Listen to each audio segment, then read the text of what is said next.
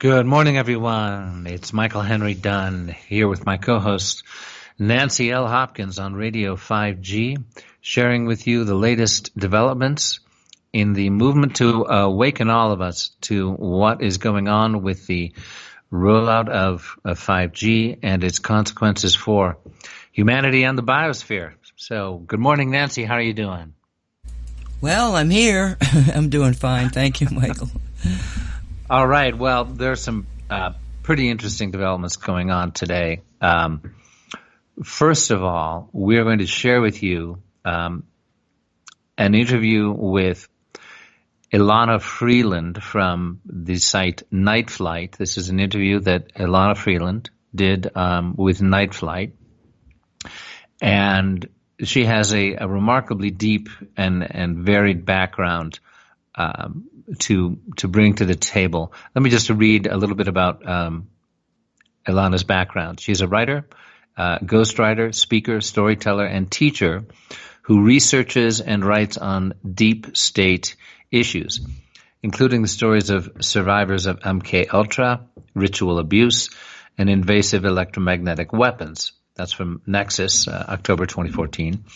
She's best known for her work on chemtrails, HAARP, and the full spectrum dominance of planet Earth, and also Under an Ionized Sky, from chemtrails to space fence lockdown.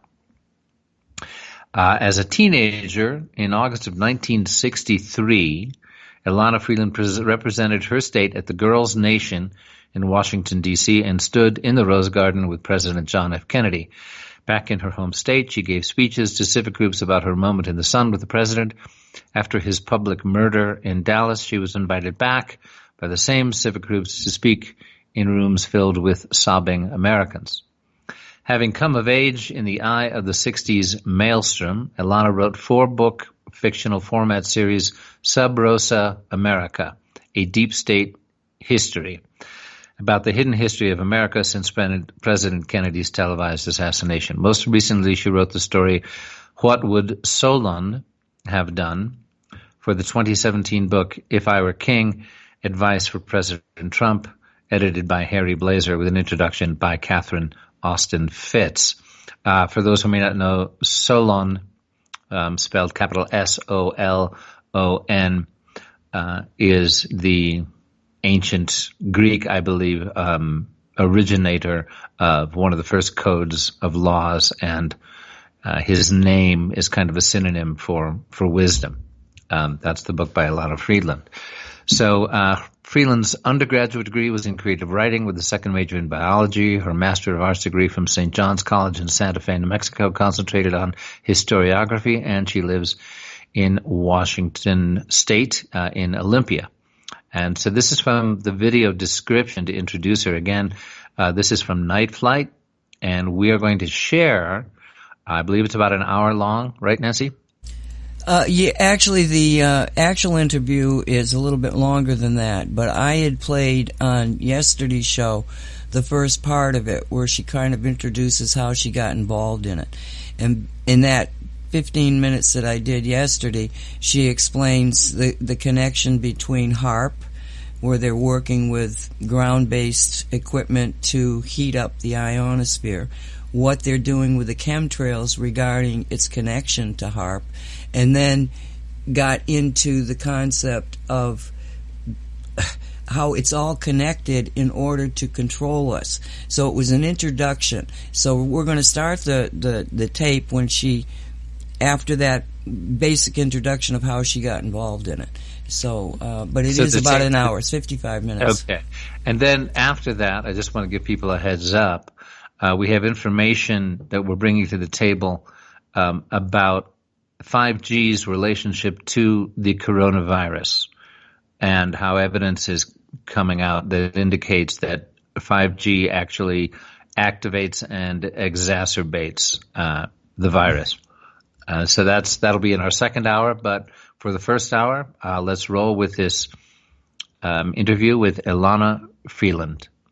First of all, I really couldn't go to a library and research the last 10 best books on this topic. this is a national security issue because I'm heavy on the word weaponized. It's a brilliant idea that they've had for a long time to use the environment, to weaponize the environment for full spectrum dominance. And that's a military term. The doctrine of full spectrum dominance means absolute control over the environment and all who live within it. This is like the greatest military objective. And from whence does that come? It comes from the dreams of the space age. Recently, in the last several years, 5, 6, maybe more years, investment analyst Catherine Austin Fitts, who's quite well known here in the States, has many, many times been interviewed about her ideas on the secret space program. And she was the deputy secretary of Housing and Urban Development back when President George H.W. Bush was in office. And Catherine was a whistleblower back then about some fiscal criminality going on in HUD. And from that time, not only was she virtually ruined back then, and she has rebuilt her life, but she's so good at following the money. And so I've become good friends with her. She's a very big fan of the second book and has given it to many people. She discovered trillions of dollars missing. I mean, this was through, now the Fed is being audited for the very first time ever. The military auditing, very first time ever. And this money is showing up. I mean, we're talking trillions of dollars. The lowest amount I've heard is 21 trillion. So where did this money go? And Catherine posits that it went into the secret space program. She came at that from a fiscal angle. I came at it, at that time I didn't really know her or wasn't paying very close attention to what she was saying and doing. I came at it from another angle. And what I saw revealed through the patents and the papers and a lot of military documentation, all in open source, all on the internet. This is not something where I had to go kill someone to get information, or I had to wait for a whistleblower to tell me. It's so much of what I write about is on the web, if you know how to find it, and if you know what you found and how to interpret it when you do find it. Now, these are two big ifs. And this is where most people fall prey to the lies that are spread by mainstream media, scientists who've been bought off, like Michio Kaku. You take the expertise because they have the magic letters by their name, or they're a whistleblower, or whatever. Whereas the way I look at it is I just read a lot, and then I begin to see the connections, and then I can see how it's put together. And that's kind of how I came to the idea that this is all about the space age, and the reason they need full spectrum dominance over planet Earth is they're on a mission, not necessarily to Mars yet, but their mission is space and domination, first of our planetary system, our solar system, and then who knows where. So first they have to dominate this planet. And they were not able to do it before with the programs they had running back in the Reagan Bush, Cheney era of the 80s. They couldn't do it because the atmosphere would not maintain enough operations. They had to have more ions in the atmosphere in order to keep it snapping with electricity and be able to use that 24/7 whenever they needed it. So first they had to tap the ionosphere, and voila, here came HAARP. More power than any ionospheric heater ever before. It could steer, it could mirror, it could make mirrors out of space, out of plasma and space. There were so many things that HAARP was able to do because of Bernard Eastland's patent. So that's what they'd been waiting for. And now I'd have to say it, the sky's the limit. The sky is not the limit. It can go much further, but we're in a space age. They simply have neglected to tell us. Those Morgellons that you described that are genetically engineered, would you say that they are also, let's say, half machine, half bioorganic? Yes, I would say exactly that.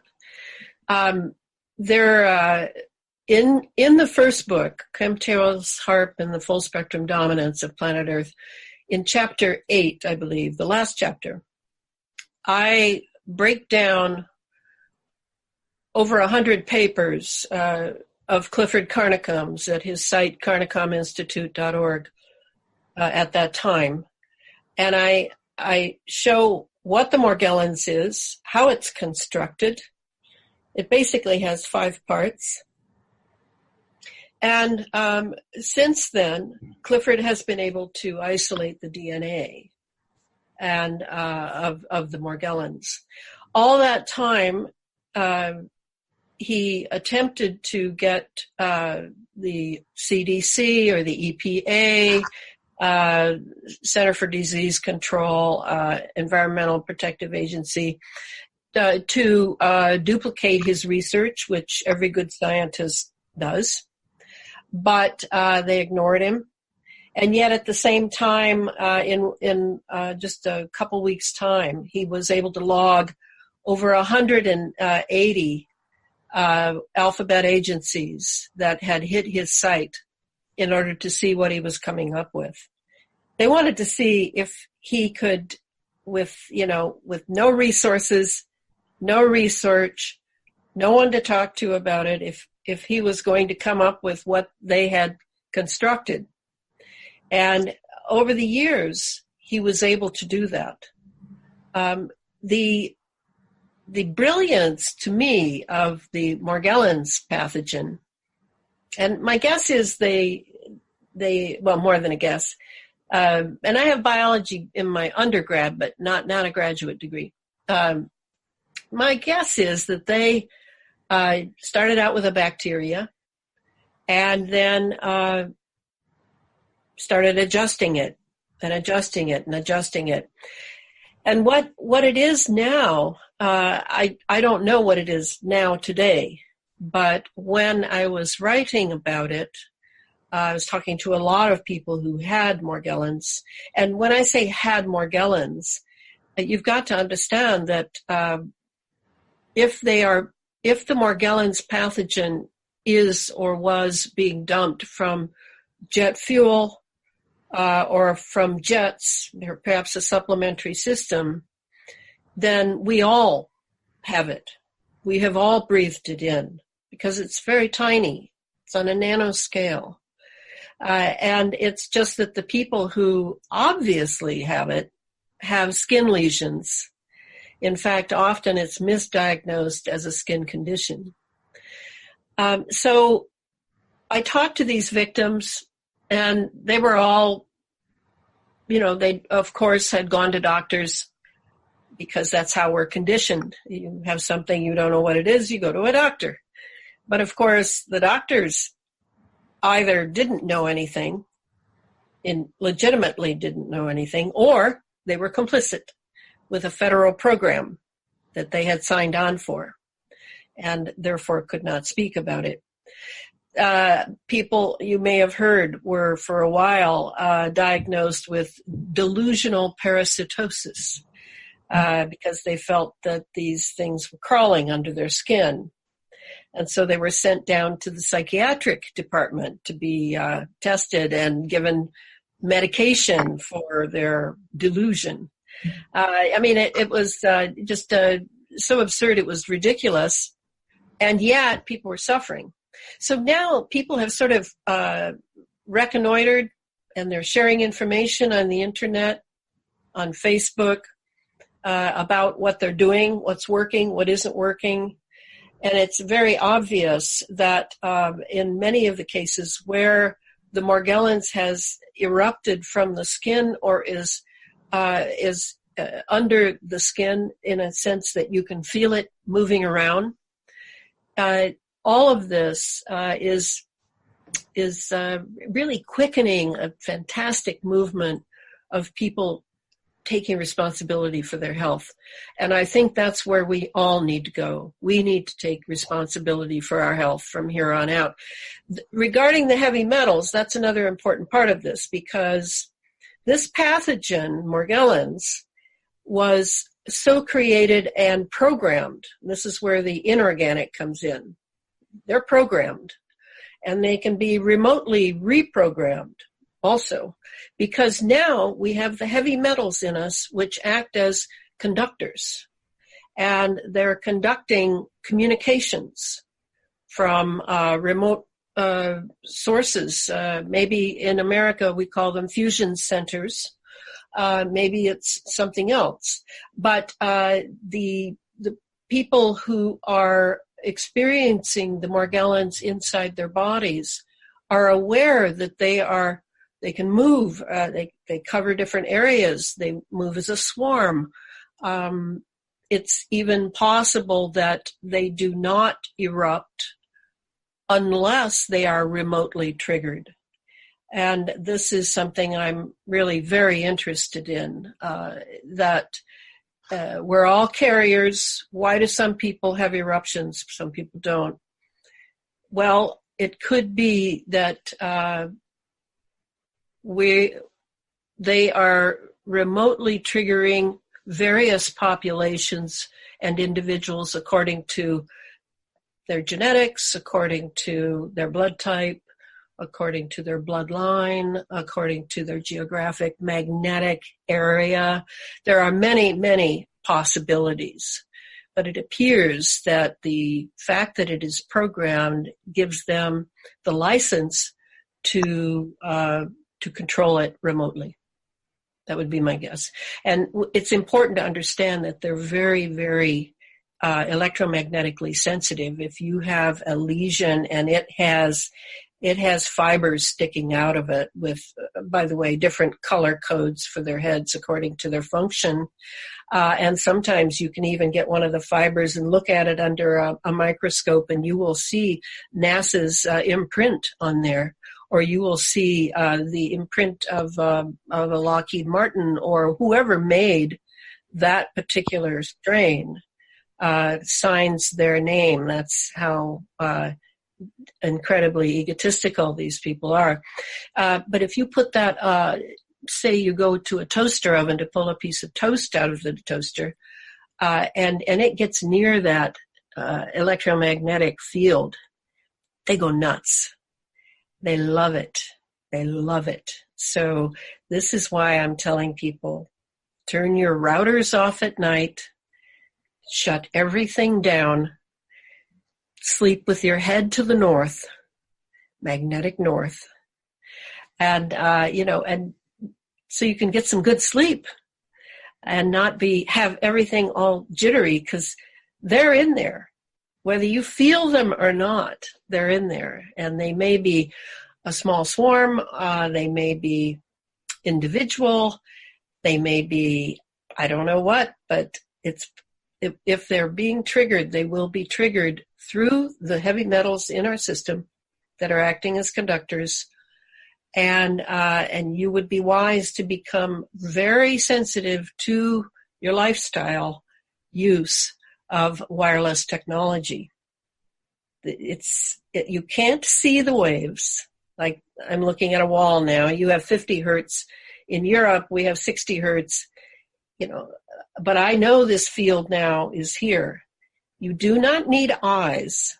If you have a mind and you can study this technology to even a small degree so that you know the difference between megahertz and kilohertz and tetrahertz, you start to develop a sensory feel for where these fields are.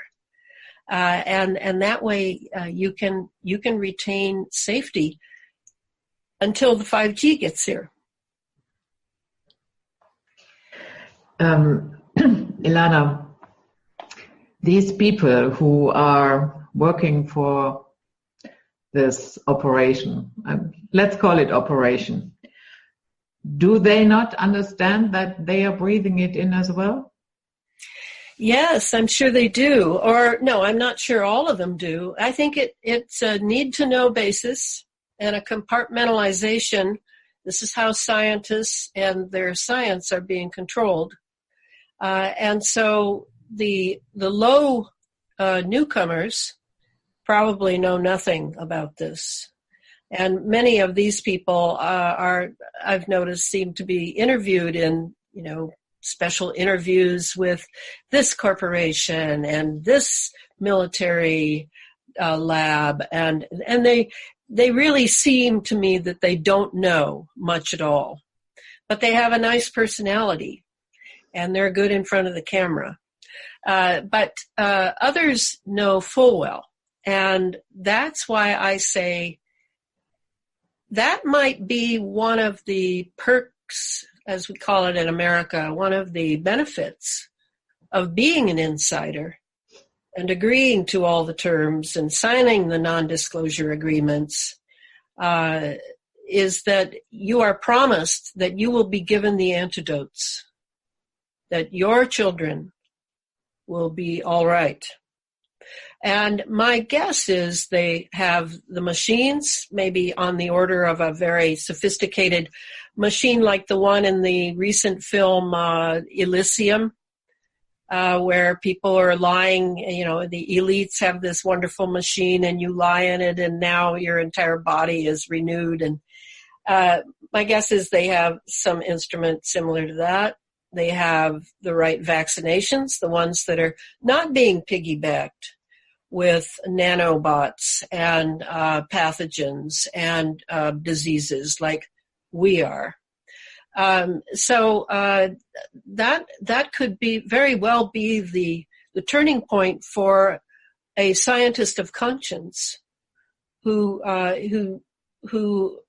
wants his family to be safe, and so agrees to the terms that he is by which he is used. That's a conclusion I've come to over time. Others who are not in the inside club, who are just used and expendable, that includes scientists, that includes PhDs, that includes military officers, etc. They're going to have to figure it out themselves, just like we're having to figure things out ourselves. Mm-hmm. You already touched a little bit on 5G. I know that you don't have a cell phone. I don't have one either. And you don't have a TV. I don't have a TV. That's right. So, but I guess with 5G that accelerates everything once more. And the 5G is very problematical, and at this point, I would consider it, and I believe I mentioned it as such in the most recent book, Under an Ionized Sky, that the 5G with its millimeter waves technology is, and its amazing tiny phased array antennas, is the linchpin by which the space fence that I lay out in the book of all the components of it, It's because we're dealing with a grid or a web of microwaves and radio waves that we cannot see, and many, many electromagnetic fields constantly in motion. We're not able to understand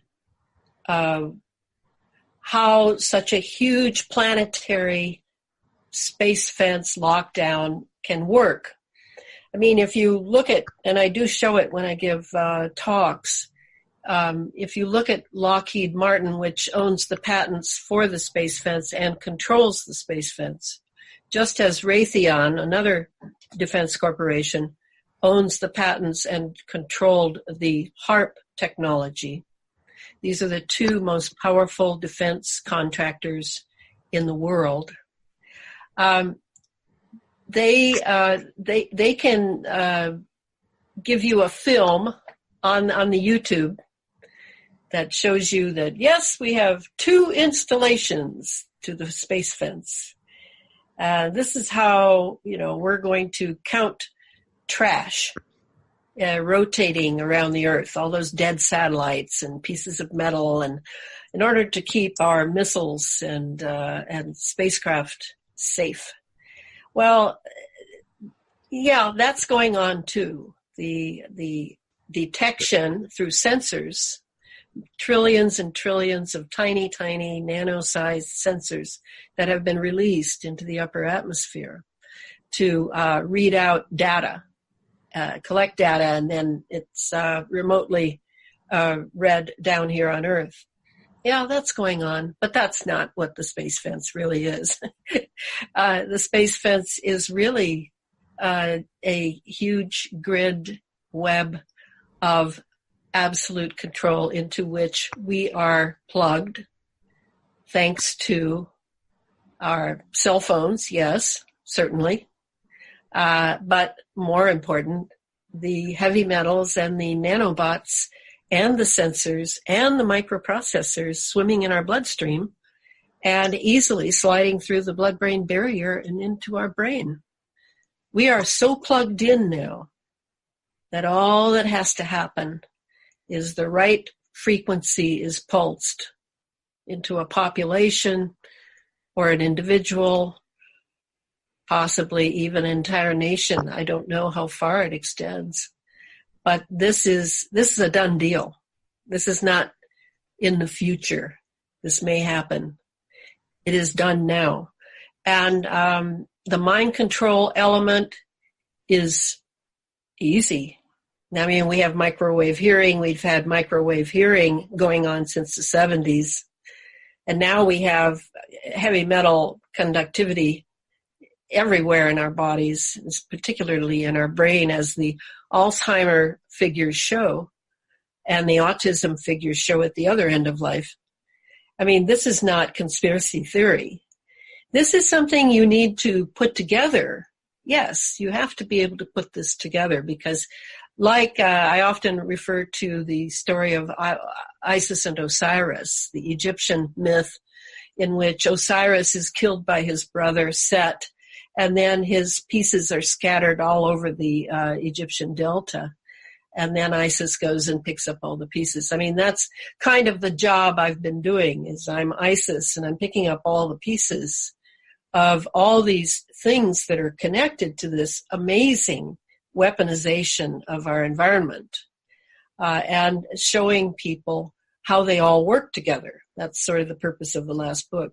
This next book that I am now writing is about synthetic biology and how the synthetic biology follows directly from what we have breathed in and are continuing to breathe in every day. And this has to do with the transhumanism that they want to achieve. They tell us it's to enhance human beings for being so vulnerable and insufficient in strength, and gee whiz, we need to sleep every 16 hours and all these limitations. But it's not about that. It's about control over the human being and the alteration of the human being. If indeed any of these people who are pursuing singularity and transhumanism believe in any type of deity or any type of divine world from which the human being comes and to which the human being returns, that part of them must be anesthetized by all of the perks that they get from being an insider. Because this program leading us, forcing us with sort of like an infantile need that human beings always have to be amused and to have new toys and new technology and new fun things and, oh, aren't we wonderful? With no more thought about why we would be, yes, okay, profit. Yeah, that goes so far. Greed, that only goes so far too.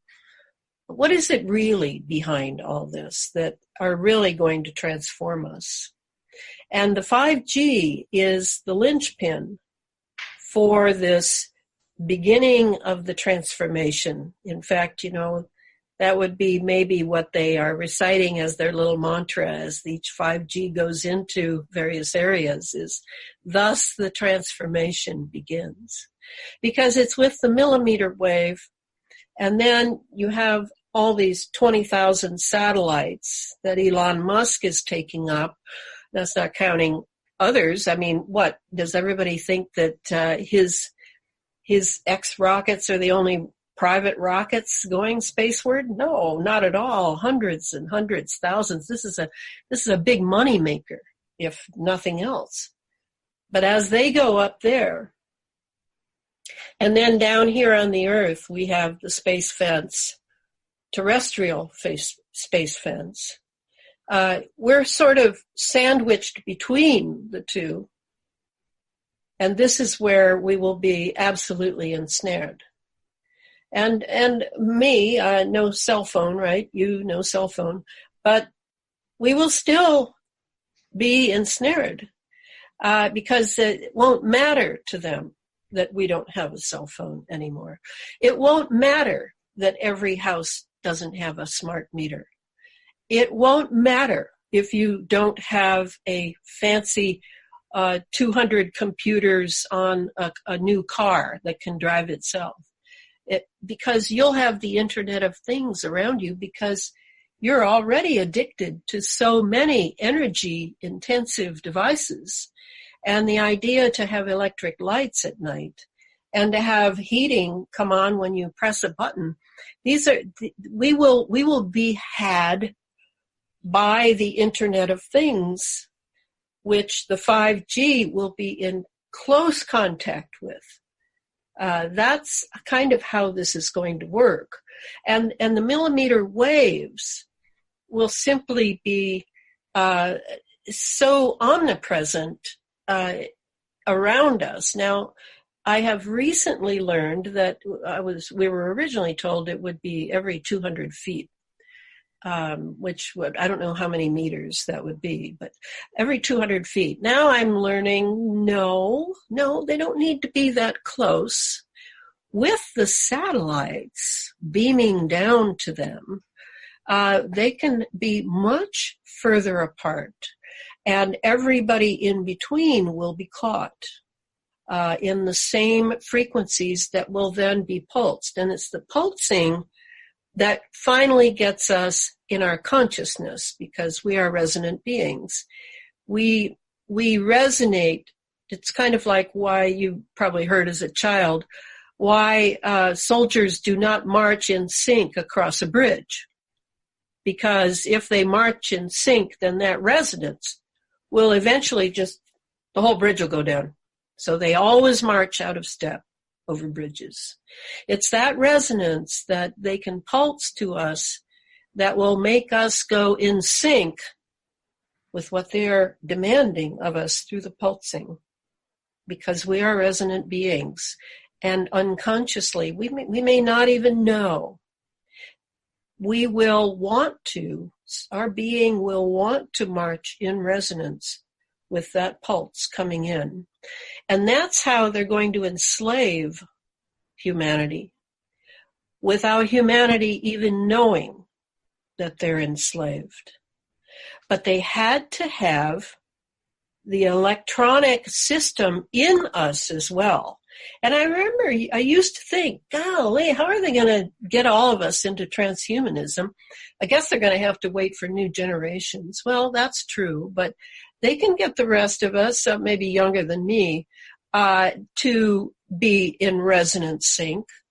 And they can do that in a way that's very subtle, to where you really want to work as a grocery clerk for your entire life, and have that be all you want, that gives you such satisfaction and such fulfillment.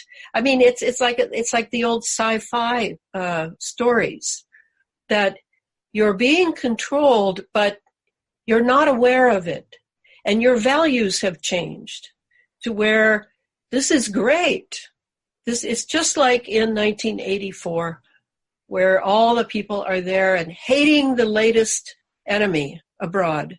Doesn't matter who it is, just hate, the 2-minute hate. So this is what the 5G means to me, is that it will be the means by which the pulsing will be very deep into us. And at the same time, our genetics will change. They have to. It isn't, people have this idea that your DNA is sort of fixed as you come in. It's not fixed. It's an antenna, and it loves millimeter wave pulses. So this is the plan, and this is how the space fence will work for the plan. And is it doable? Well, I think it's doable because the entire atmosphere is involved in it. Now, if something were to break down in the space fence, whereby the atmosphere was not being impregnated with heavy metals every jet flight, every rocket launch, every drone flight, and then if we did not eat GMOs that are also a delivery system supplementary to this, and if our children were not getting doses of 20-some vaccinations as soon as they're born, that also are part of the delivery system supplementary to the space fence, then yes, the whole thing might collapse. But how to do that? I have not really found that yet. I'm still working on public education. So in other words, what we are marching towards is a robotization of humanity. I think so. I think that's really what transhumanism ultimately means. Now, some of these elites and those in the in crowd who have sacrificed their souls for all of these perks, they will probably be able to be enhanced in extraordinary ways. And they will be an elite class over the rest of us. They will run the machinery by which we are kept in our resonance with the entire Earth's atmosphere now a resonant chamber. And it will be, that will certainly be what nations will fight over, or if they are nations. I would think there'll be corporations by then, big, giant corporations, and they will fight over who gets to control which resonant chambers of humanity. I think this is one of the ugly dystopic visions for the future. But like I always say, this is my watch. I'm thrilled to be here. I have no fear. I work for the divine world, and I will carry on here with public knowledge, because we still don't know if we are conscious of our chains. Is it like Spartacus? Is that when the chains shatter? Even if the chains are inside us, and being remotely programmed from various places. What about my consciousness? They certainly work, the global elites certainly work very hard to make us unconscious. I have noticed that. So consciousness must be pretty valuable and certainly not wanted in a slave caste. This is how I think. Mm-hmm. Yeah. Did you know that they already have an AI church? Oh, yes. In fact, in my Sub Rosa America books, which I wrote before they ever had this church, I have that church because it was inevitable that you have that. And that is a wonderful chapter, by the way, of just absolute adoration and ecstasy over the most ridiculous things I could possibly imagine.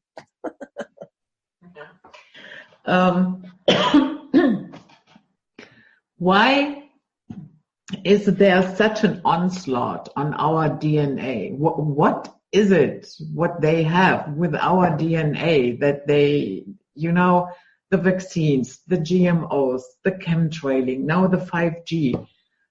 Sometimes I'm sitting there and I'm thinking, what is it? Well, if I wanted to be a god on planet Earth that could actually create beings, there are two things I would study now that everything has been electrified. I would study plasma, which is going on all the time in the atmosphere now, big experiments with plasma. Because plasma is not the fourth state of matter, it's the first state of matter. And they are attempting to be able to create. Now, they've been cloning human beings for a few decades now. And then the Human Genome Project, and all of that, they are making creatures, cross-genetic creatures, like the cross-domain bacteria, like Morgellons, but like a pig and a human and things like that. They are doing these things, but to create a human being, oh, well, now there is the holy grail of the evil brothers who seek to control everything and oust God or the divine, including the divine's nature. I mean, nature is under assault too, of course. They want to be able to create everything from the bottom up here. And of course, DNA must be acquired, the secrets of DNA. It's hard for you and me to believe that there are whole swaths of powerful human beings for whom their wealth is simply a tool. It's not an end. It's a tool. And who very much want to do things that no one has done before. This is, to those who don't believe that you don't answer for anything when you leave this planet, that would be very, very attractive, to leave a legacy in which your name is never forgotten. I mean, that's how, I've studied these global elites for, a few decades in order to see how they think and what makes them tick. And I'm pretty sure that I'm very close to that. For them, death is not the same for them as it is for you and me. It's not so much that they think death is evil and that they want to live forever, as that they want to be the ones who decide when they die and if they die. And that's because they know that on the other side of death is a great deal that that one must be responsible too while here on the earth. They know that. At least the ones, the esoteric brand of elites that I track. And you know, I was a student and have been a student of Rudolf Steiner for many years, 45 years to be exact. So yeah, in a way, when you're doing this kind of work I'm doing, I think you can't just be bound by the facts and even the contextualizing of the material reality that comes from this kind of thinking, this kind of spiritual activity on the part of global elites. You really have to have insight, great word, insight into principles that have to do with spiritual realities. And I do think that one of the blessings coming now with the science, quantum physics for sure, and what CERN is doing, and all sorts of things that I discuss in the book, you begin to see that what it has been known for many, many centuries in religious traditions as the threshold, this sort of noli me tangere, for Caesar's I am. Caesar on one side, spirit on the other, never the twain shall meet, we don't know what goes on, la, la, la. There's sort of a wall between us and that, so that we concentrate very hard on being here. But now, quantum physics and all that's going on with even the plasma experiments and time experiments at CERN and things like that, that veil or threshold is thinning. And soon we're all going to have to learn about all the laws that our masters that we've had for millennia have not wanted us to know. We're going to have to know those laws because they use them all the time, and they use them against us. And to me, there's a true democratic movement going on over centuries of the human spirit seeking freedom. And they do not want that. They want that for themselves, yes, but not for the plebeians, not for the low caste. So I'm when I started all this out, I was pretty quiet about that because I didn't bring my Steiner side of my personality to the fore much. And now I'm old enough that I don't have to apologize anymore. This is what I tell myself. And if I need it, I will call on it because I can see pretty far on that side too. So why not? Why not give people the advantage of realizing that, you know, when you talk about a plasma body or a physical body, well, what is the difference between those two bodies? Is it just matter? Is that the only difference? Is there something like your thoughts, your thinking? I'm thinking right now, and I'm speaking my thoughts. Well, where are my thoughts going on? Is my brain producing them? I don't think so. My brain is simply the diving board from which I dive. And I like to have the brain. It's a helpful diving board, but it is not the dive, nor is it the diver.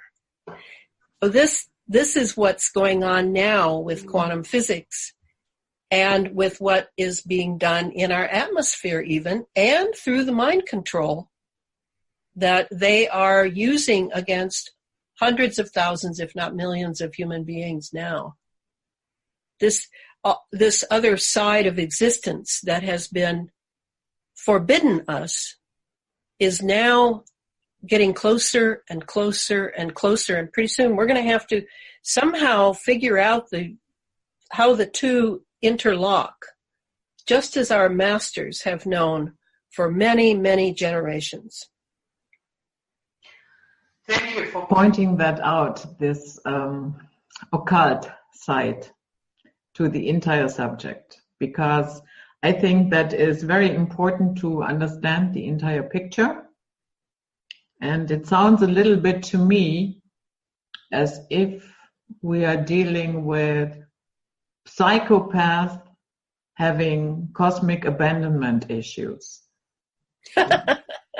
That's good. cosmic abandonment. Oh, that's really good. Yeah, I'd agree with that. Yeah, and because they can't get over it, the rest of us have to suffer. Always. Always. This is how it has been. But it will not always be like this. And I think they're getting some of the first rumblings of this. That this may, that things are changing. Consciousness is definitely on the move. The people, all the New Agers and everybody else who talks about that, they are right. They are right. But I'm very cautious of getting too far off the field here, off the trail I'm on. And I stick pretty close to the science because I know that if I can understand the science, I can see what it has to do with that other side. And that's what this next book is going to do. It's going to be a bit of a departure from the previous two books. In the previous two books, I literally had to prove that this machinery was here, and this is how it works. And now, with the synthetic biology, we enter a whole other dimension. It may sound physical, but you're talking about living beings. You're talking about changing their genetics and changing what they have been for millennia, changing their freedom to be who they are, changing the greatness of human vulnerability. That is not a deficit. That is a greatness. And they want to just eradicate all of these in the name of a sort of Hitlerian weakness. And we have got to prevent that redefining of some of the greatest qualities of humanity. And it's definitely why I work so hard. Yes, you do. When we look at so-called ancient cultures like Sumeria, Egypt, we see all these chimeras. And I, for one, I think that some of these beings were actually walking around here, half human, half animal, whatever. Do you think in general that we have been here before at this juncture? At this level, at this technological brinkmanship? Oh, yes. Yeah, I'm definitely a cataclysmist, I suppose you call them. I believe we've had the rise and fall many times. And this technology certainly was spoken of in the Vedas. They spoke of the Vimana, of the flying saucers that we call them, the UFOs. They spoke of atomic fallout, nuclear fallout. No, we have been at a very similar juncture. And what happens is brotherhoods appointed by inner priesthoods, I assume, would be made into the keepers of certain knowledge and not allow human beings to access that knowledge because it is dangerous. And then slowly over time, the priesthoods degenerate, people are paid off, and we have this knowledge abroad. Perhaps we have a few inventors like John Hutchison, James Clerk Maxwell, some really extraordinarily brilliant scientists who just on their own mentation stumble into this treasure chest of ideas. And in their innocence, in their naivete, they begin to talk about it, they begin to share it, and pretty soon here come the guys with the money and the power who've been waiting for a way into that treasure room and who then enter. And certainly Tesla was used very heavily in this way. So it's inevitable. And the question now is, will we have to pay heavily, or will the payment be spread out evenly? What will happen? I don't know that. I'm not a a prophet. But I do know that that is exactly how it has worked. There are certain laws that have been rediscovered now. And it would have been nice if it could have waited another 1,000 years for our moral nature to catch up with such ingenuity and cleverness. But we don't have that option now. The Pandora's box is open. Things are flying about. And I'm sure that many people, many scientists and just people like us are in a great quandary, because you cannot put things back once the box is open. So now we're fumbling around trying to, first of all, figure out that that's where we are. Second of all, what can we do? What can we do in our personal lives? What can we do in our public lives? How can we batten down the hatches in case? What is life? What is death? What am I doing here? Why have I come here? How am I doing on why I came here? I mean, this is a very, very existential moment. And I'm not sorry for that at all, because people are way too sleepy, way too self-satisfied, and, think that they're somehow more special than anyone else. And I'm always for consciousness growth. And this, to me, this is a long war, and there are many battles, and that may mean over time as well. After I'm gone from here, this may still be on the front burner for effort by those who incarnate with great resolve. Yes, it might be. So that's how it is. That's all right. Because humanity is endangered now, just as nature is endangered. What they want is a virtual world. And if you think they're being metaphoric, they're not. They want a virtual world, not cell-based, not human consciousness-based, not tree consciousness-based. They want an AI-run virtual world. So, and the younger generations, many of them have been already taken. They're already captive, having sat in front of the TV and been programmed from a very early age. That's kind of how I look at it. I'm a warrior myself. Yes, I do actually believe I'm a warrior, and I live like one. I don't live exactly like a Spartan, but I do live Spartan, so that I can stay awake. And that, to me, as I'll repeat, consciousness may sound like a pretty flaky thing because of all the years of New Age programming we've had to listen to. But when you think about it, we don't really know what happens when the consciousness is in sync. And we're talking frequency here.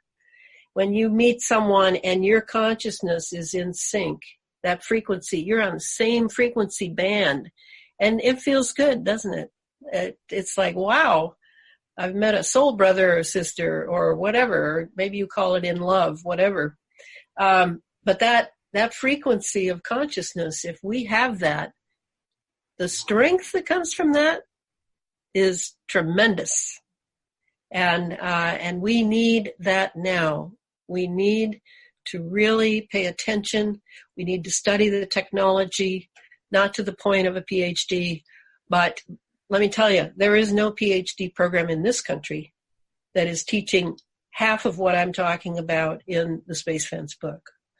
You would have to go to the University of Göttingen, I've heard, is actually doing a lot of plasma physics, astrophysics along these lines, but not in the United States. There's nowhere.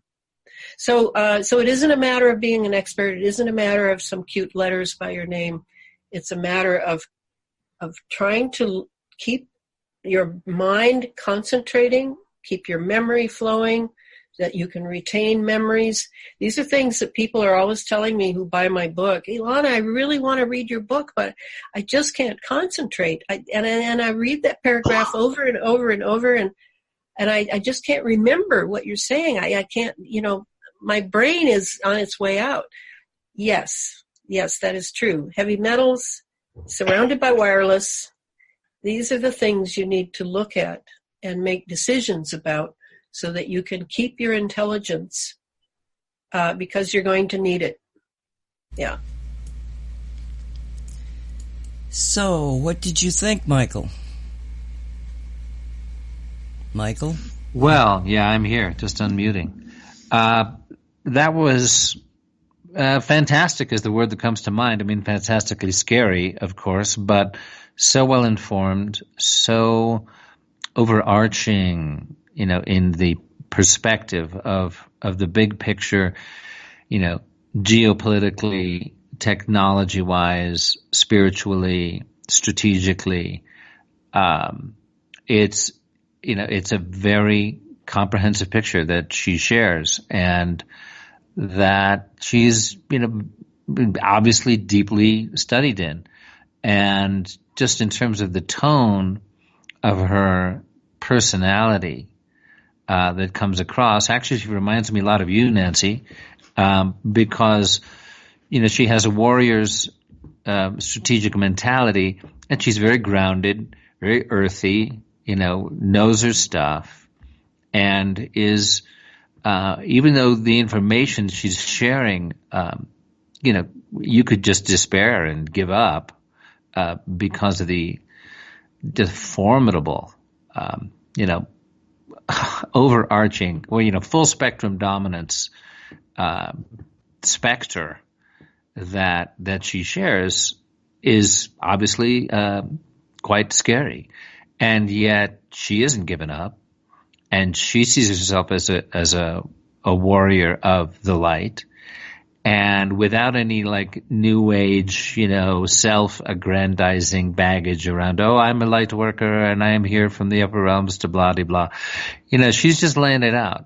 And so I'm really glad you shared this with us, and look forward to talking about it in our second half here. We're probably at our time break, right? Our hour break? Yeah.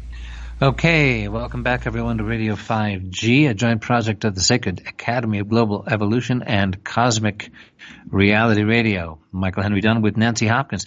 So, Nancy, there's just so much to explore here, and what we've just listened to, an hour from an interview with Elana, I want to make sure I'm getting her name correctly, Elana Freeland. And again, just to give a quick background, she's a writer, speaker, storyteller, teacher who researches and writes on deep state issues, including stories of survivors of MKUltra, ritual abuse, and invasive electromagnetic weapons, best known for research on chemtrails, HAARP, full spectrum dominance of planet Earth. And this was just a very rich interview from Night Flight. This was a replaying of a recorded interview that Elana did with Night Flight.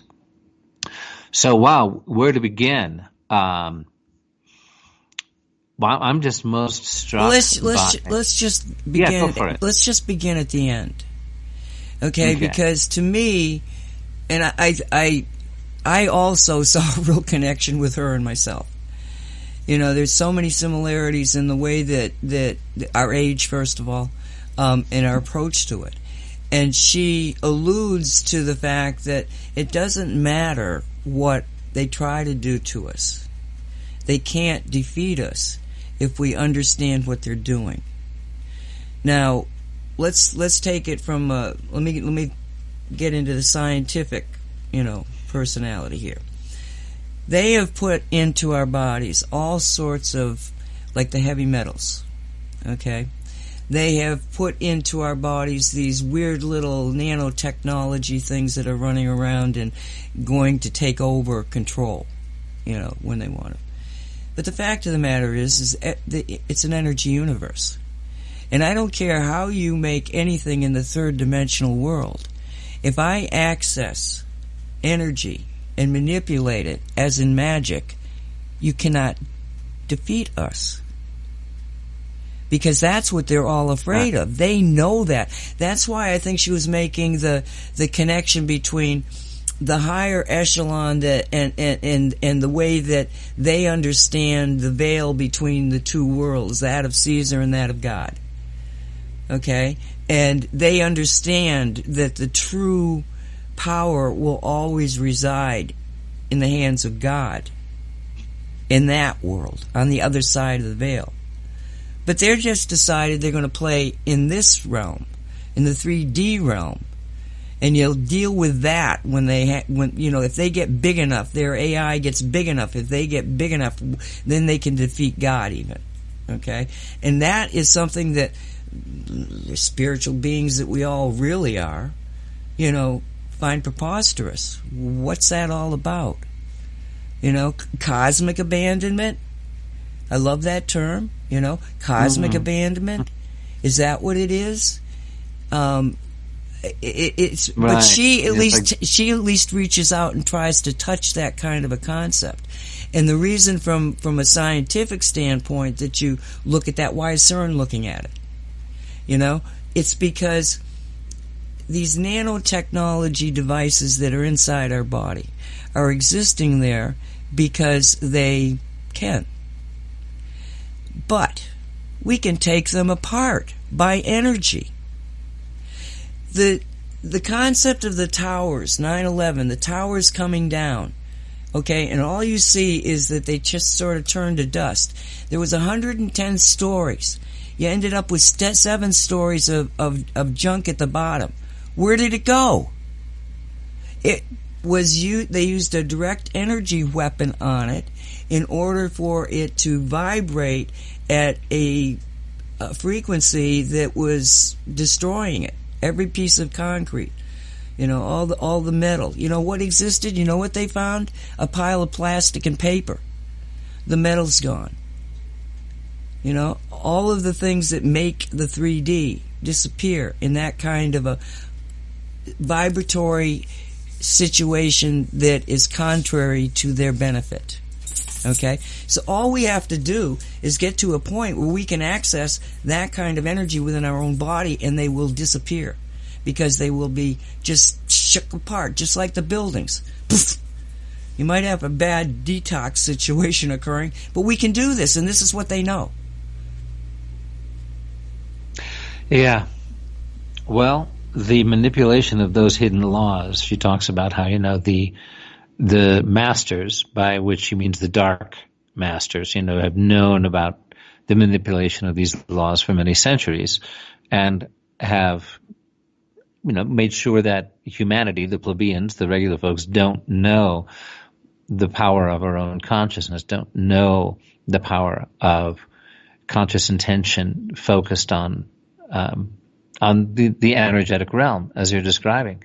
So that feels to me like so big a part of what we're doing here right now on Radio 5G, sharing this interview with Elana Freeland and getting the word out there.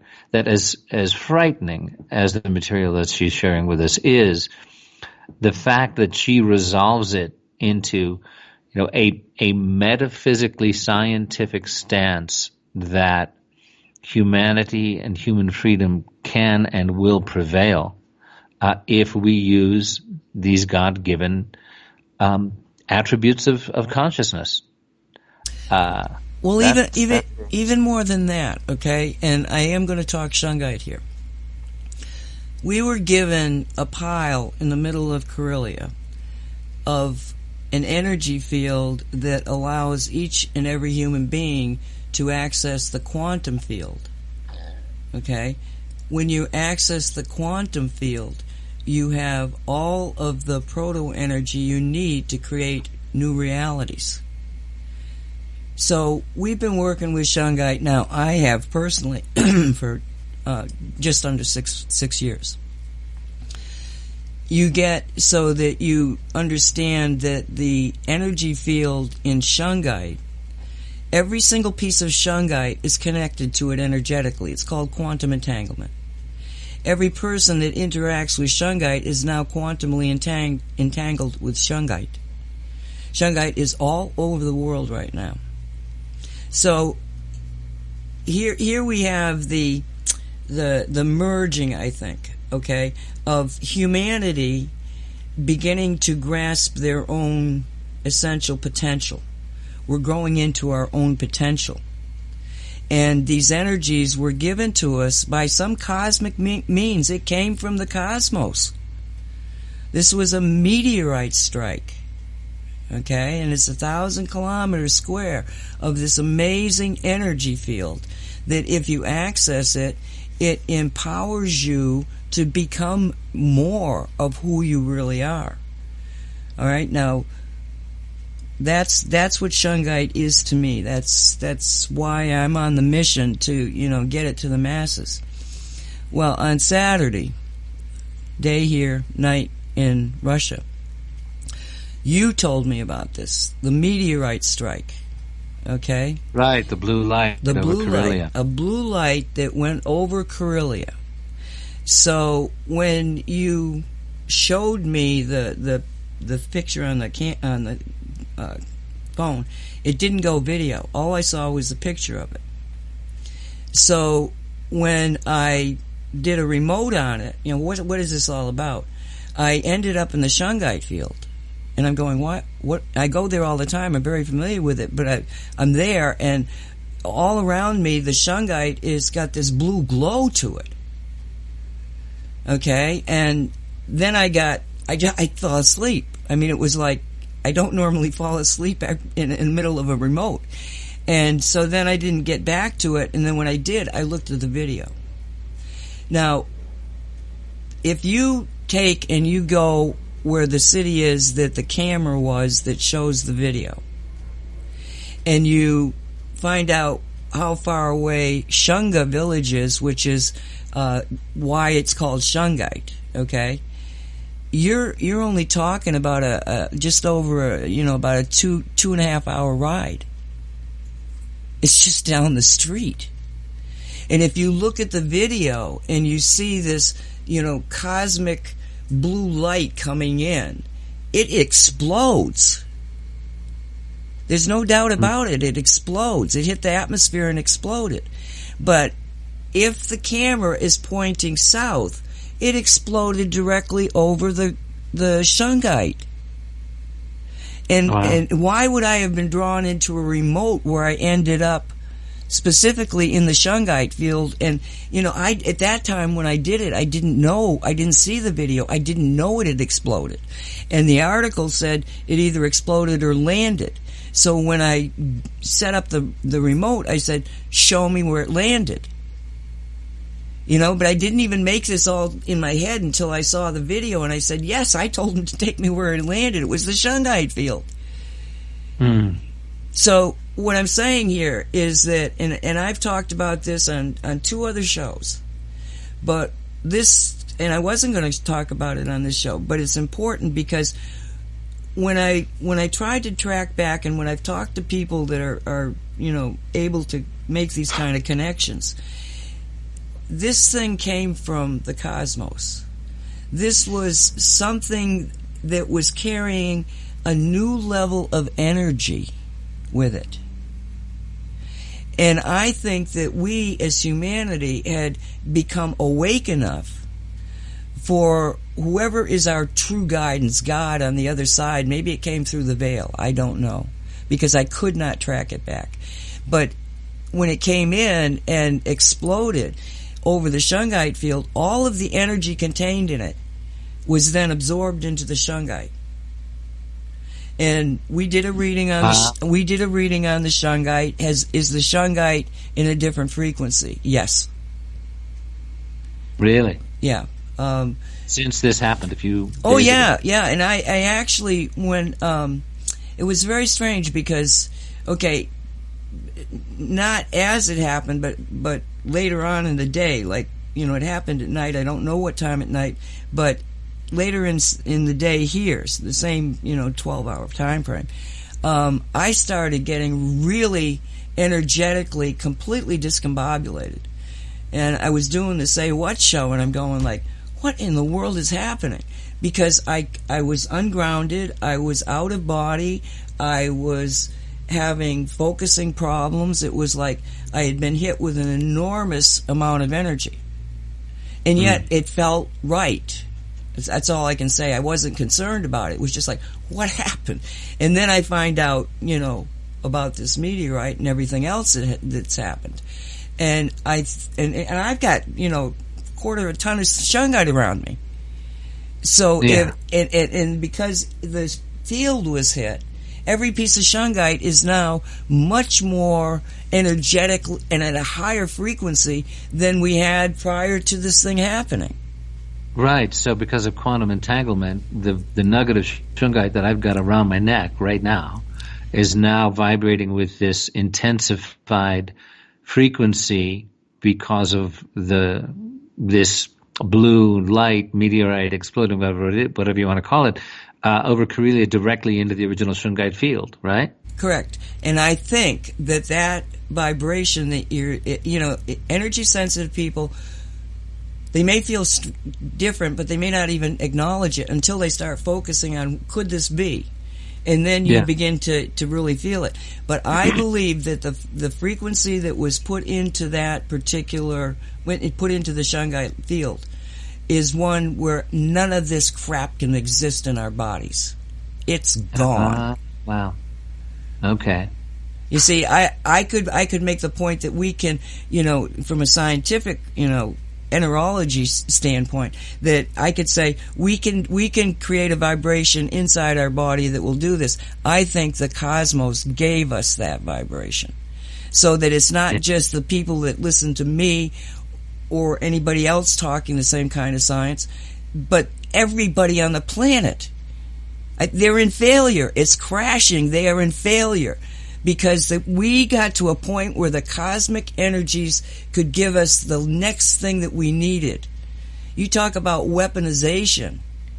They've weaponized everything. Well, we were so powerful with God behind us. God's got our back, Mark Steele always says, that the energy that came in is just going to fundamentally clean out our systems of all of their weapons.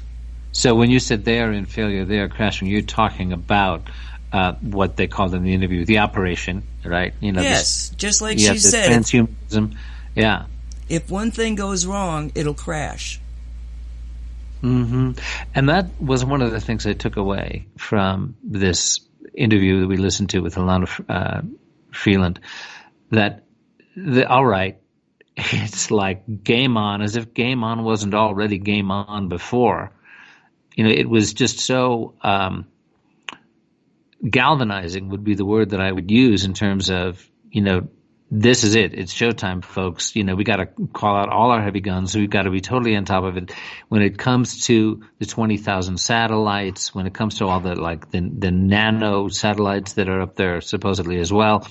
Okay, if the Shungite field, interacting with it, the connection to the quantum field, our ability in divine consciousness to exercise our power, to take it down, well, that would be now. It's the time is now. I mean, obviously you and I and our friends and allies have been on this for a long time in terms of doing our work, but I felt it even more galvanized listening to her. And then now, with what you're sharing about this essentially an upgrade, you might call it, to the Shungite field with this meteorite hitting, this is really good news. I mean, maybe it's already happening, and I've certainly believed that what we call the inner light network, the multi-leveled alliance, that is the counterpoise to the bad guys, has been winning. Well, this is very encouraging. This is simultaneously one of the scariest and most encouraging shows that we've done, I think. Well, if you just look at the concept that there is no coincidence, synchronicities, it's all thought and action. And I think that every one of us that has been involved in this and so much more, it's like part of us is always going to our guides, give us more to be able to work with. Give us more. Give us more. We don't have enough. Because every time we would think that we were getting, and I'm talking about 40 years of doing this, that we think we get to a point where maybe people are waking up, boom, something else would happen, there'd be a catastrophe, World War II or 3 or 4, it's like, so they're always distracting everybody. But you needed something that was so formidable, so basic. And that, I think, happened on Saturday. Because if you look at the synchronicities, the chance of it, first off, one of the most highly respected, never been really questioned, put out an amazing amount of data that has proven true. Edgar Cayce said the hope of humanity lies in Russia. I mean, okay. Yeah. And then you got this cosmic delivered Shungite field that we know can detoxify water, detoxify radiation, it's like, whoa, And then on top of that, you have some kind of a blue meteorite that if it didn't hit right over the field, it came awfully close. Yeah. And on top of that, because there's so many symbolisms and things, and I don't even follow most of it, but it was on a new moon. It was in the dark of the moon. Oh. Okay, exactly at the same time. Now, in esoteric thinking, especially in those cultures that are very tied to nature, they consider a new moon the time where you should, if you've got an intention, like they tell you plant vegetables and plants during the new moon, because the energies that are going to happen after that promote growth. Okay? Mm-hmm. And it's the same thing with intention. If you have an intention and you put it out there to the cosmos on the new moon, then what happens is that the energies help substantiate the manifestation. Now, I could argue it the other way. The moon is some foreign thing, but the moon is an object causing an energetic change. So everything, but yes, so the synchronicities of it, and I said yesterday, if I had in any part of me any doubt that we would win, I certainly do not now. Wow. Well, that is, I love hearing that from you because of your grounding, because of your research, because of your military background, because of your remote viewing abilities, all of it, and then I bring to the table my own intuition and knowledge, such as it is. And I just got to share this. It keeps coming up for me as I'm listening to you. Okay, we're talking about an event that took place on Saturday where a meteorite was seen over the Karelia region of Russia, which is where the Shungite deposit has been for like 2 billion years since it first arrived, that this meteorite exploded on a new moon over the Karelia field, that Nancy Hopkins, one of the most talented remote viewers on the planet, a former U.S. Army energy weapons specialist, did a remote view and saw that it had totally lit up the Shungite field, and that because of quantum entanglement, the Shungite field is entangled with every other piece of Shungite on the planet, and that therefore this energy upgraded the protective and cleansing and empowering energies of Shungite with every single nugget around the world, worn by people, used in powders on their cell phones or wherever, cleaning the water, all the healing benefits of Shungite that we know of, right? So it just happens to arrive in the midst of the coronavirus pandemic, panic, to what degree it's, is it as severe as some people say? Is it far more severe? Is it far less severe? The bottom line is that it's causing a great deal of fear. For it to arrive at that moment, last Saturday, seems to me to be, yes, call it coincidence if you will. I certainly trust your remote viewing abilities. My own story here is I'm sitting in the San Luis Valley in southern Colorado. I happen to be at a vantage point where there is nothing between me and the great sand dunes. I'm looking out the window at the great sand dunes, which is, a national park or whatever, at Mount Blanca. It's a sacred mountain known to the tribes for many years. This is a highly electromagnetically bizarre location. It's very well known. The San Luis Valley has been sacred to the tribes for centuries. UFOs, portals, etc.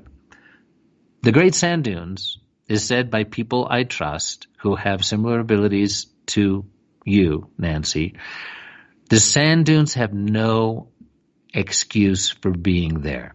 They're made of a sand that doesn't belong there. They're 800 feet high and only 20,000 years old. It's impossible that they should have been formed. What my sources tell me is that they were formed by a comet from the future, and that underneath the sand dunes, when that comet arrived and hit the valley, these unique, massive, these are 800-foot high sand dunes covering many square miles, was formed, that there is what was been called a golden sun disk beneath the sand dunes, which is balancing the planet's energetics, and that this was a cosmic gift in some sense from helpful ultra ET highly advanced races. Very fantastic, wonderful premise for a sci-fi movie. Call it what you will.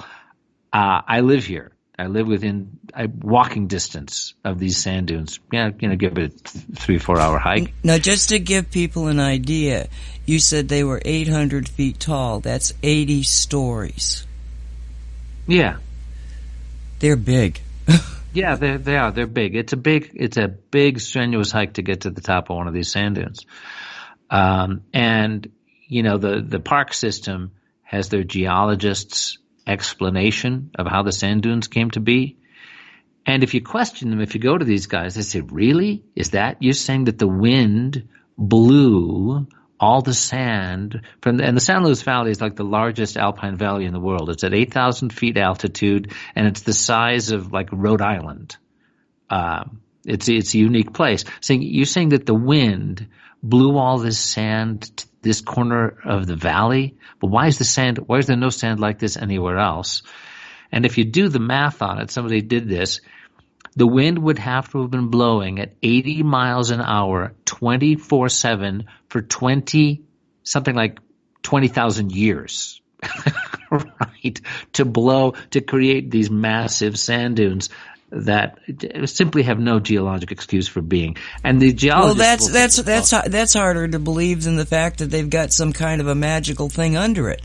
Yeah, exactly. And the geologists said, well, look, we know it's BS, but we had to say something.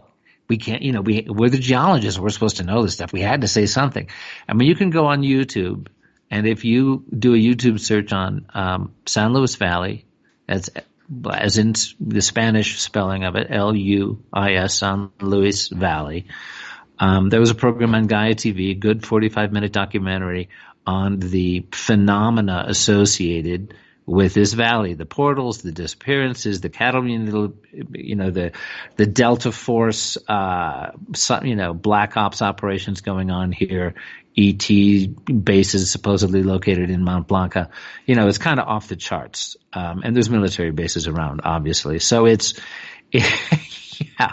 I mean, I'm just saying that I am not prepared to discredit the notion that some cosmic force or other, friendly, accidental, call it what you will, occasionally sends gifts to humanity on the energetic level to help us get through the kind of crisis we're getting through right now. So Shungite lay dormant for 2 billion years until we were ready to access it, and then they just gave it an upgrade.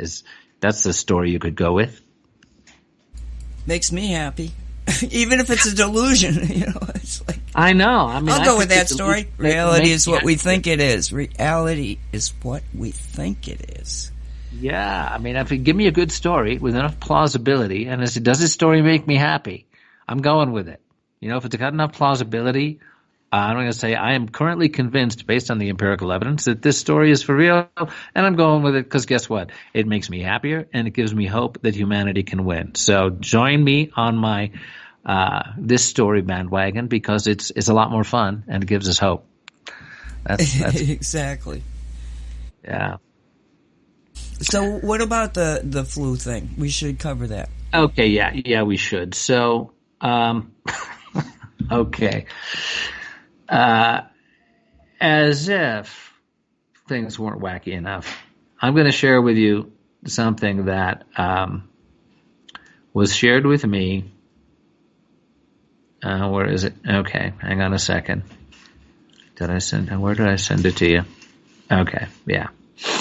All right.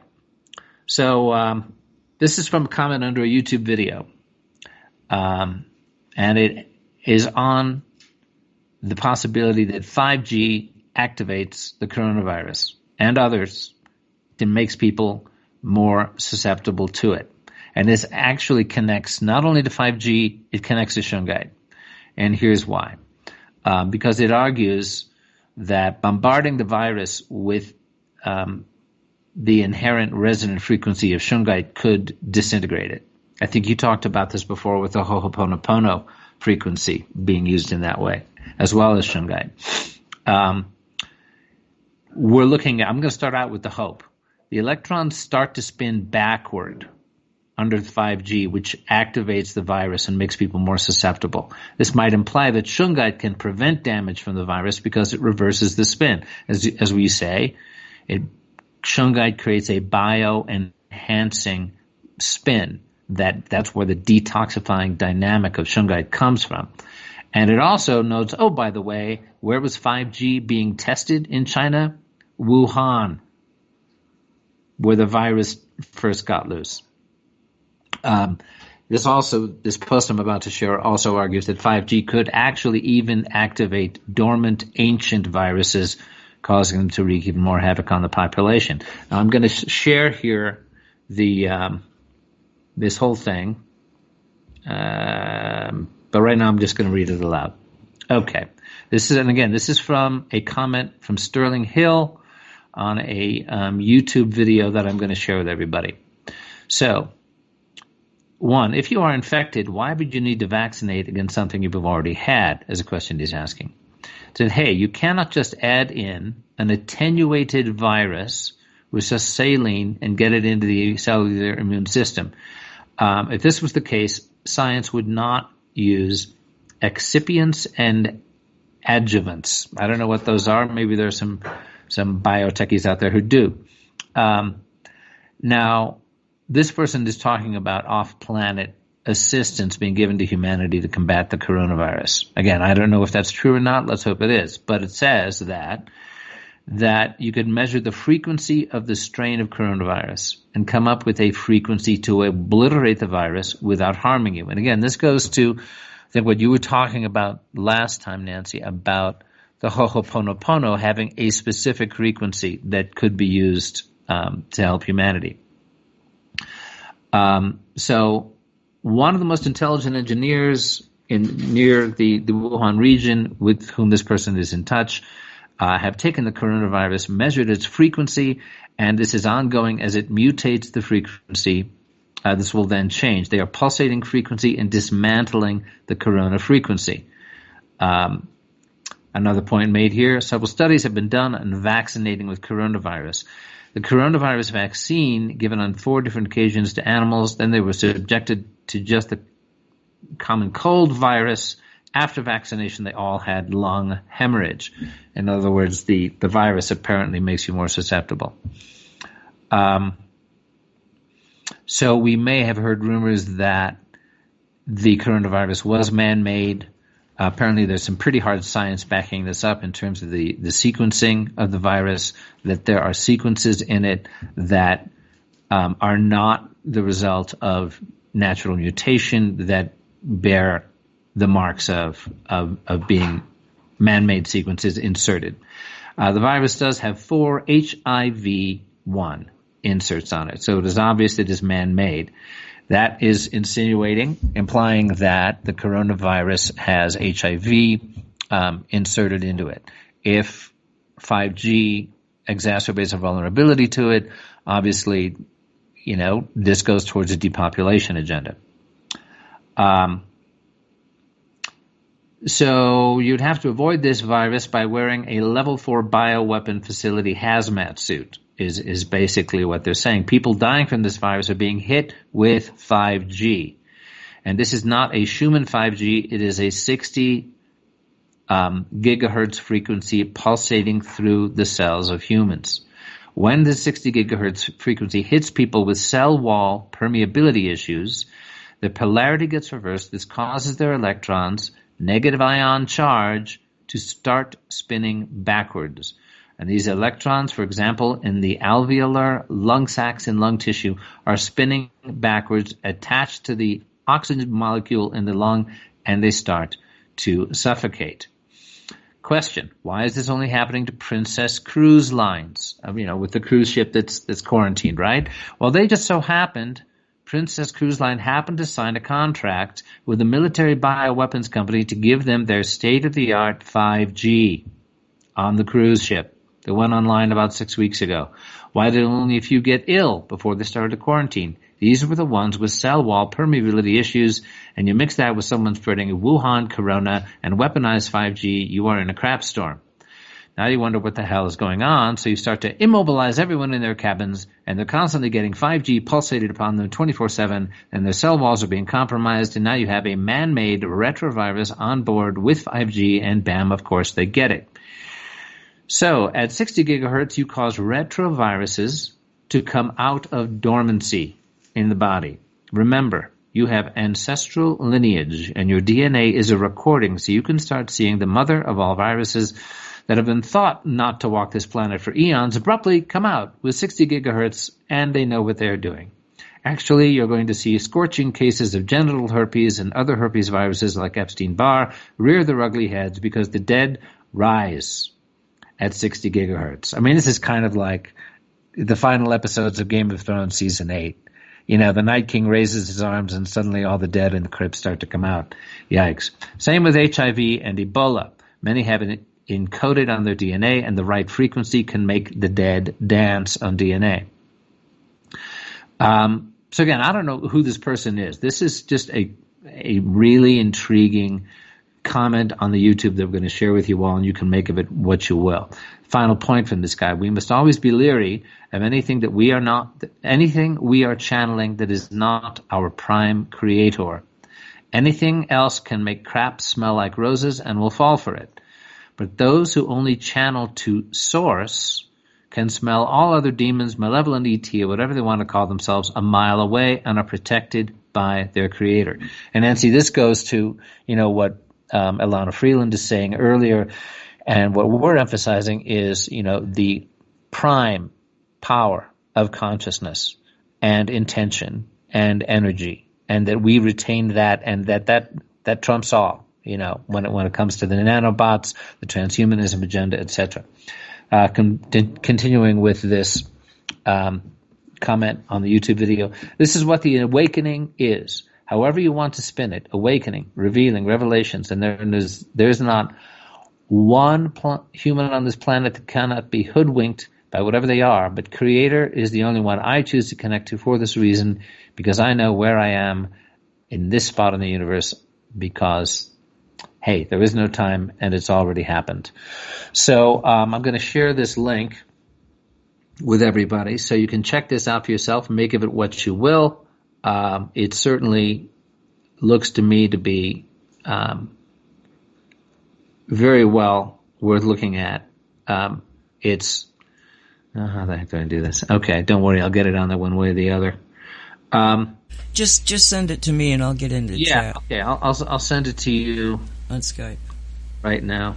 I'll figure out how to do this. Give me a second. But anyway, what do you make of that, Nancy?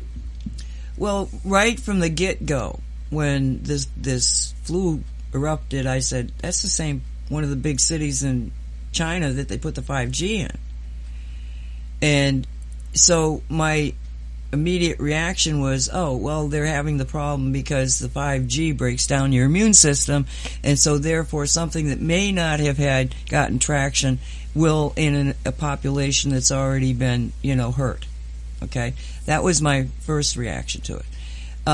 My second reaction to it was when they started talking about it being the man-made aspects to it, and that it may have escaped from a lab, because there just happens to be this lab that's doing all this kind of work right there in the city. But there's so many stories. I mean, there's stories that it's the Chinese trying to depopulate. It's the Chinese lying about how many people are dying and not dying. I mean, there is just so much information out there that this scenario is just as is probable or possible as many of the others. But again, that's not a problem right now with us. We're not going to get this thing.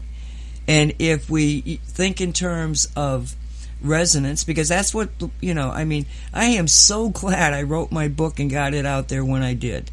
Because you talk about getting just ahead of the trend. I mean, I'm talking about quantum entanglement and resonance. Quantum entanglement holds the universe together, and the resonance is what makes it go. That concept is now, permeating everything I'm hearing lately. Everybody's talking about it. Well, it's because it's fundamentally the understanding of what's really happening.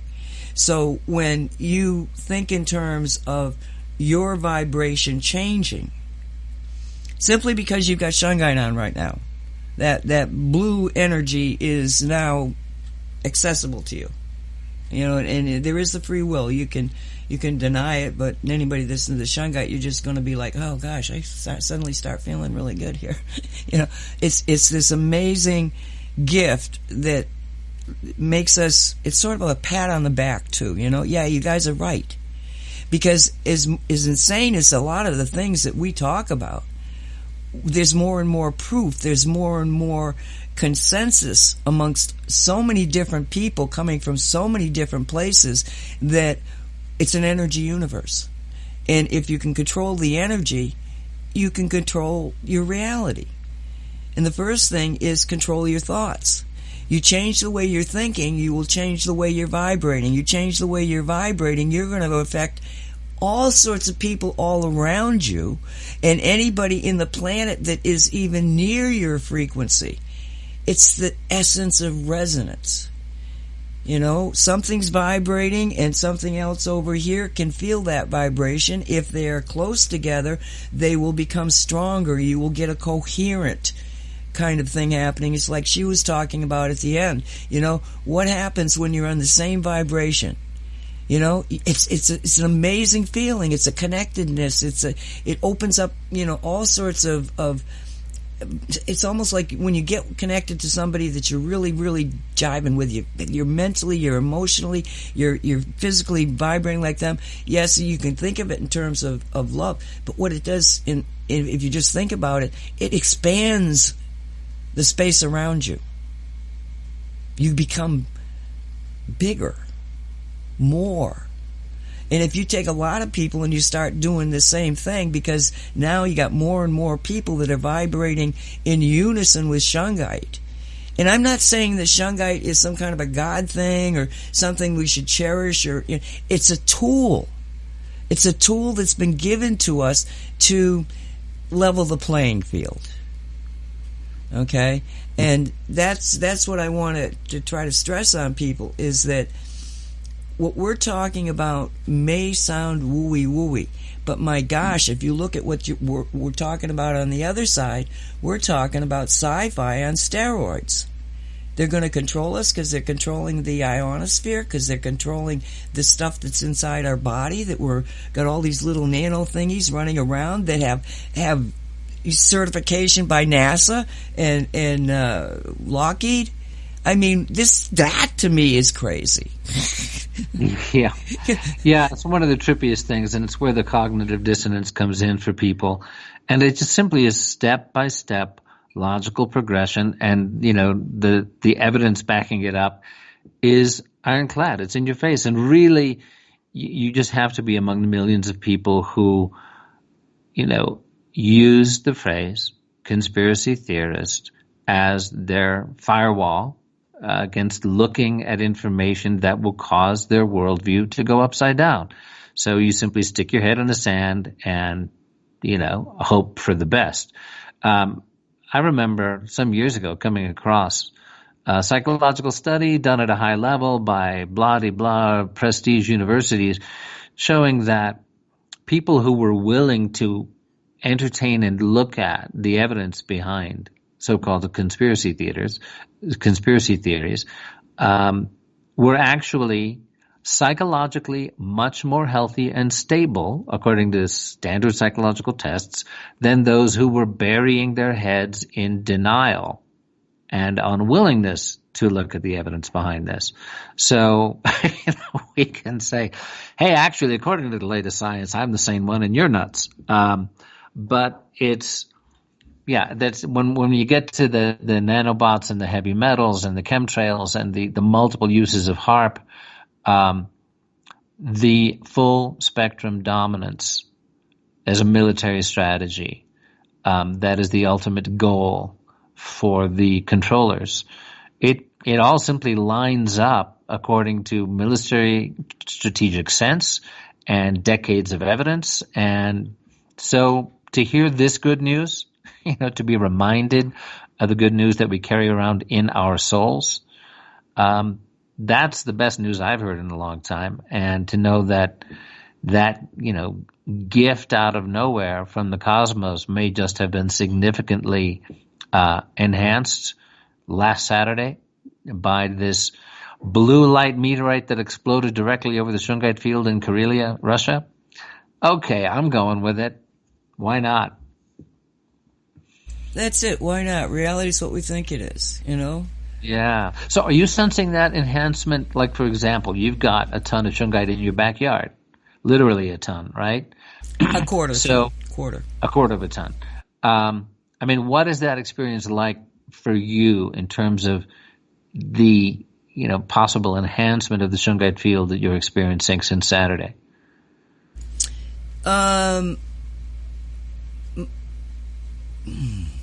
First off, I haven't actually gone outside to see, okay.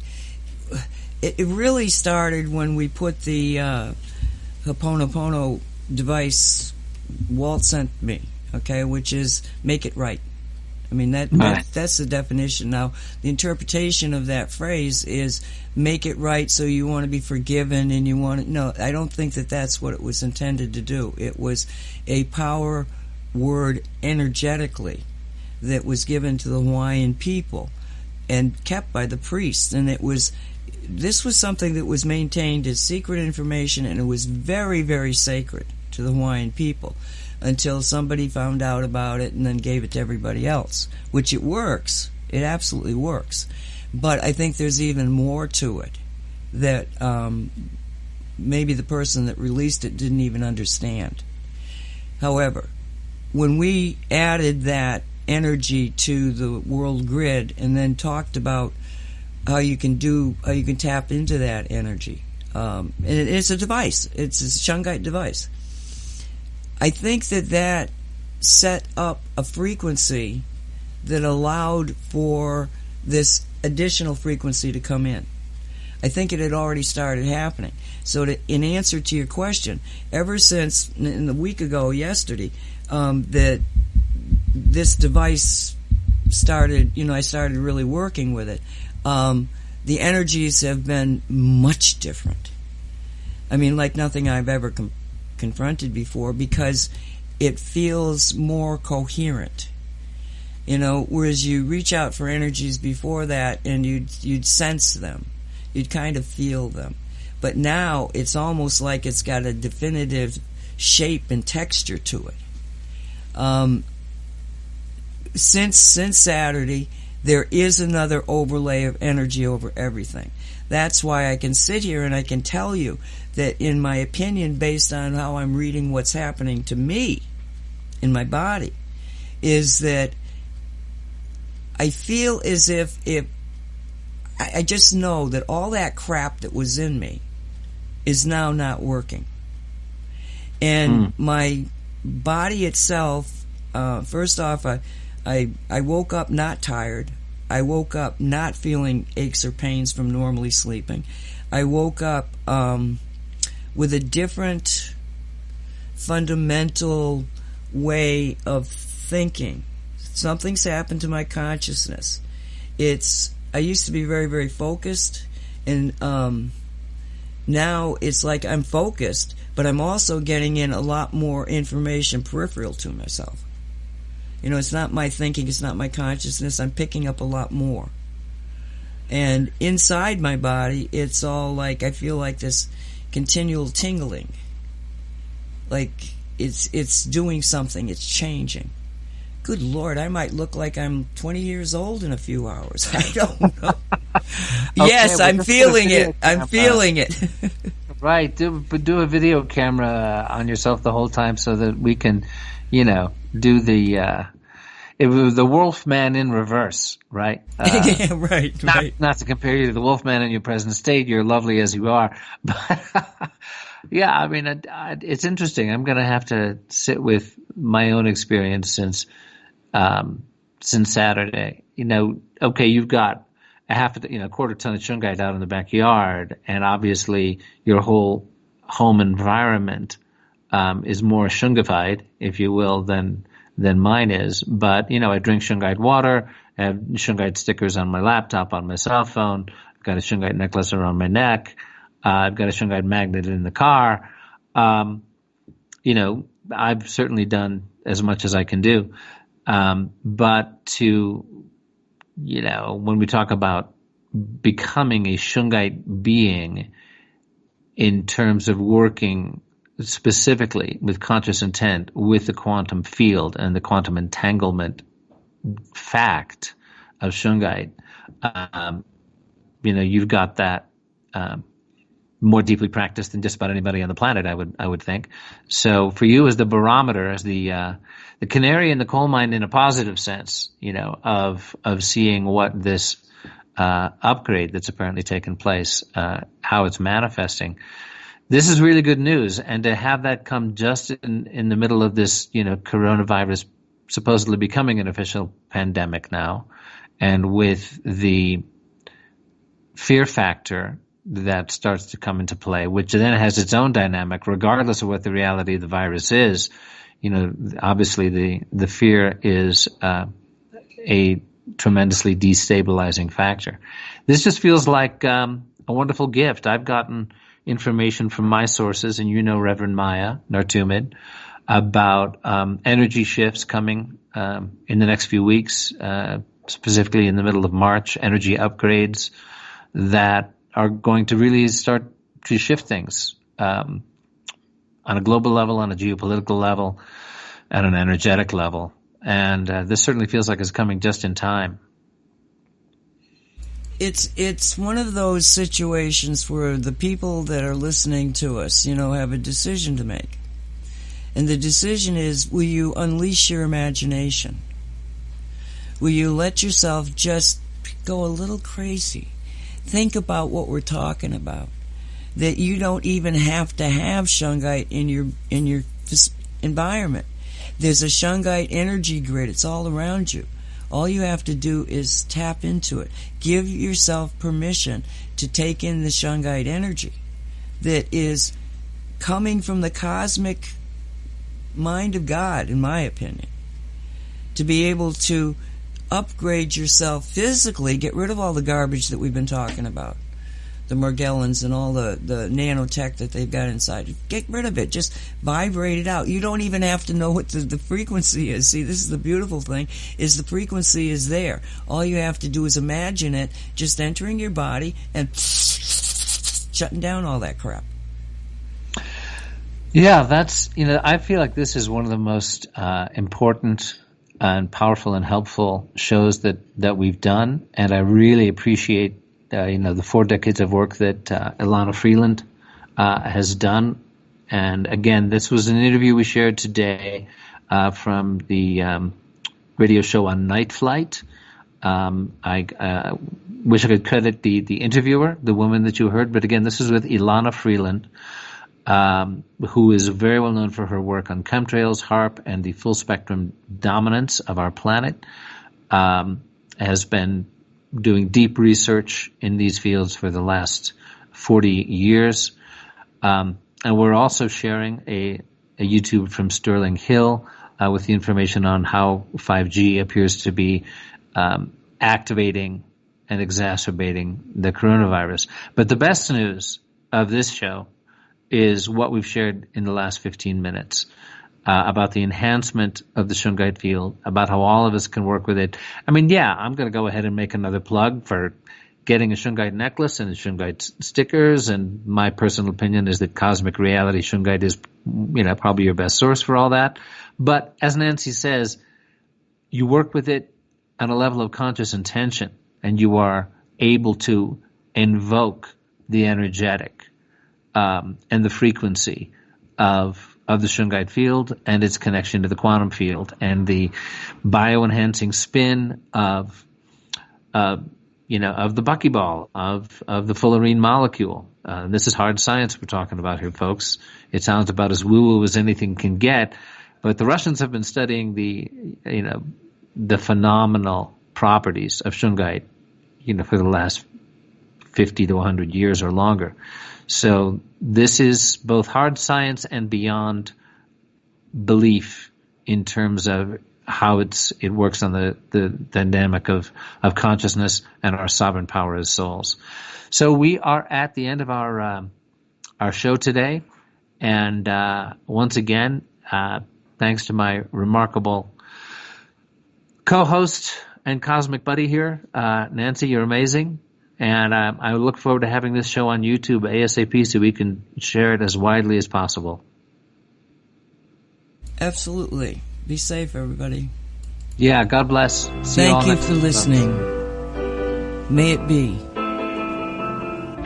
Let it be.